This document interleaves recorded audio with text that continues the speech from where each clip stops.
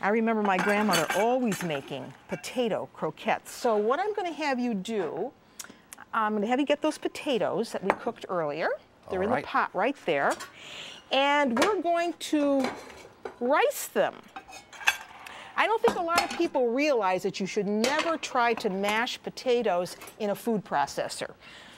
They get gluey. Too gluey because they break down the gluten, and we don't want to do that. So either do it by hand with a potato masher or use a gadget like this, which is called a ricer. This way you do not break down the gluten. So the Chief Justice is going to do that part for me. And you want to rice them right in here.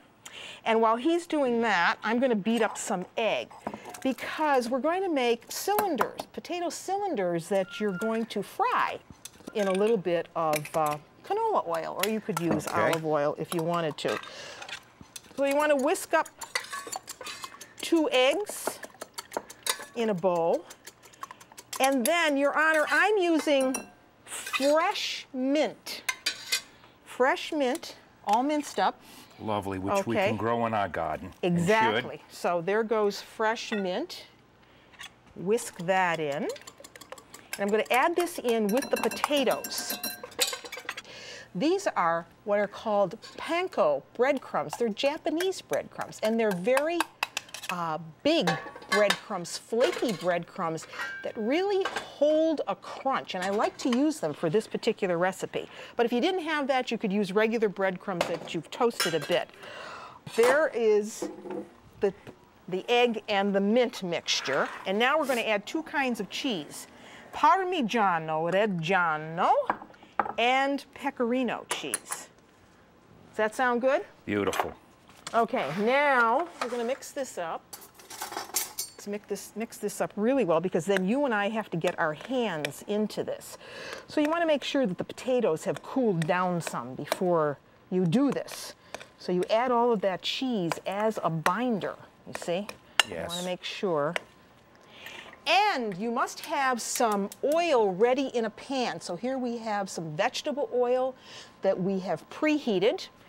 You flour your hands. You take maybe about 1/3 of a cup of the potato mixture. Take about 1/3 of a cup. And then, if you need a little bit more flour, let's move this out of the way just so they can see. Put a little flour down there on the board for you. You want to roll that into a little cylinder. Roll it into a cylinder. Try to keep the shape nice. You know, it looks like a large cigar. Now what we want to do is just put an egg in a bowl, whisk that up, and then very carefully take your cylinder and just roll it in that egg. Roll it in that egg, keeping it all together. And of course, this will make the panko adhere. Right. And then into the whole idea. panko. Right. And you really want it. This is a messy job, but let me tell you something. When you eat this, you're going to love it.